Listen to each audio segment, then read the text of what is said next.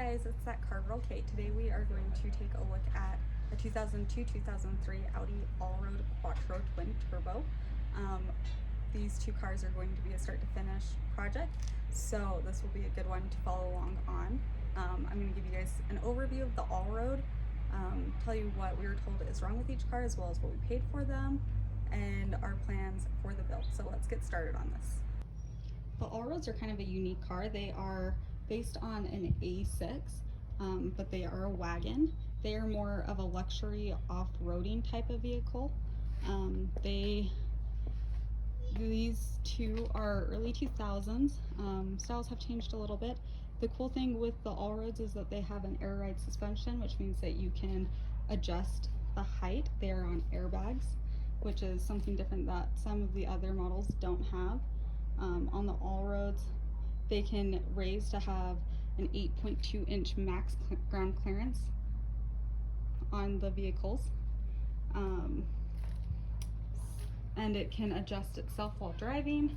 So if you go over 50, it will hunker down a little bit, and if you go over 75, it will go all the way down to the lowest level. These cars sit on a 17-inch alloy wheels. These are the stock ones, so you can see they're matching on both vehicles because that's what comes on them. The Allroads are a standard twin turbo charged 2.7 liter V6. They make 250 horsepower at 5,800 RPM with 250 pounds of torque at a low 1850 RPM. Okay, so we're going to start with the rougher of the two. This one is the 2003 Allroad. As you can see, it's got front bumper damage.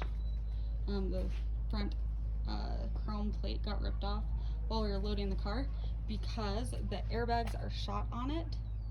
So the air ride suspension is damaged on the front. So that's why it's basically on the ground at this point. You can see that there is some wear on some of the fenders. This car is in rough shape, but it is a very cool car because of the color. So it's like a hunter green color. It's kind of hard to see because it's kind of dirty from sitting out, but it's got this really pretty green to it, which I love. So it's got the green mirrors all the way around to the back. You can see it still has its 2.7 and Allroad badges as well as the Audi badges. So this is my favorite part of this car, and I'll show you why. So let's look at the inside. The inside of this car has green plaid, which is very unique. Most of the seats do not have that. Most of the Allroads don't have that, which is very cool and unique. But also all of the trim is green. The steering wheel is green. They have the plaid on the doors. It does have the wood grain accents like most of the Allroads, but it's very unique to have the plaid on the inside. So we're pretty excited about that part of this car. It's just a very unique look. Most of the Audis have leather seats. These are cloth seats, so that's a little different. You can see they're a little dirty, so they do need to be cleaned. We have the standard setup here with the radio and seat warmers and things. This is an automatic.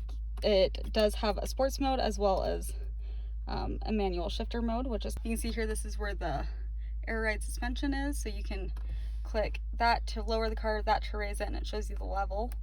Normally when you're in park, it'll be at the 3rd level. 2nd level is when you go 50, and bottom level is when you go over 75. Top level would be for off-roading. So that's kind of cool. Look how clean this is up here.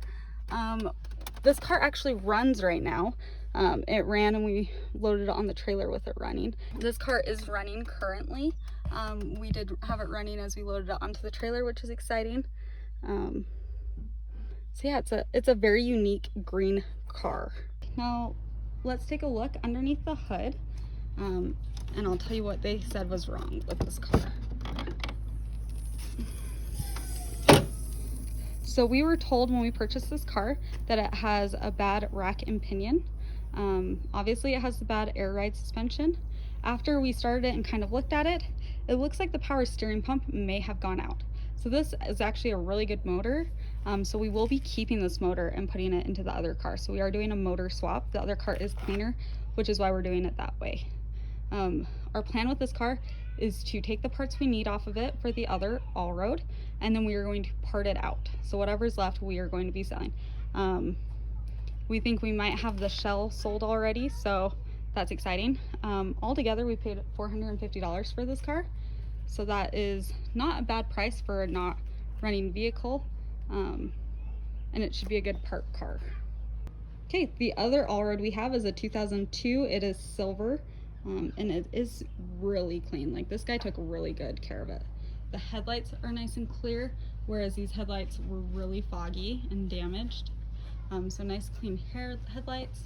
You can see, like, he took very, very good care of this car. The outward appearance of it is very good. You can see that the air ride is still good in it, because of how it's sitting. It has the standard wheels. It has new tires on it. Let's keep going. The mirrors have like a weird protection thing on it, so we might get those repainted depending on it. You can see up here the sunroof is in good shape, and the roof with the racks are in good shape. So this one is obviously very, very clean on the outside, which is why we're choosing to keep this shell and not the green shell.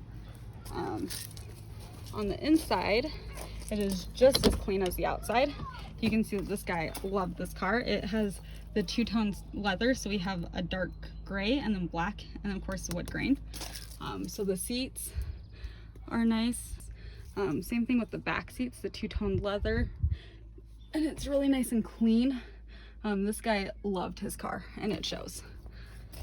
On the inside, once again, a very clean dash, the wood grain, the air ride suspension that I showed you in the other vehicle, same system in this car. This one has a key in the ignition, that's great. Lights, same setup with drive, sports mode, and the manual shifting. And let's go ahead and take a look underneath the hood on this one. One of my favorite things on the older Audi models is they have this hood piece that after you pop it, you pull it, and it is like a secondary latch, and it lifts up from there. As you can see, there's no damage on the liner, which is great. The other one did. This one, he said he thought it was the timing belt that failed, so it might have some extra damage in there, which is why we are taking that motor and putting it into this car. This car is obviously way cleaner and in way better shape, the outward appearance, so putting a new motor in it is the better choice. We will get more money out of this car. We did pay a little more for this car. We paid $550 for it. Once again, it's not a running car. This one we could not start. It could not, we had to use the winch to get up onto the trailer, so that was a little bit of a pain, but overall this car is way cleaner. So this one will be obviously the optimal choice for which vehicle we want as the body to put the motor into. So we're really excited to pull this old motor out and get the new one in. Right now in this rebuild, we are $950 into it. We should make back some of that money as we start to part out the green Allroad. But as of right now, that's how far into it we are. I will keep updating you guys on that price as we part out the Allroad and as we purchase additional things for the rebuild. It should be a fun project to follow along with. So like I said, make sure you're following along, subscribe, like, comment, and I'll keep you guys updated. This is one that we are doing ourselves, so it should be a fun one to follow along with. We will be doing it all right here in our driveway, so stick around and we'll keep you guys updated. I'll talk to you later. Bye.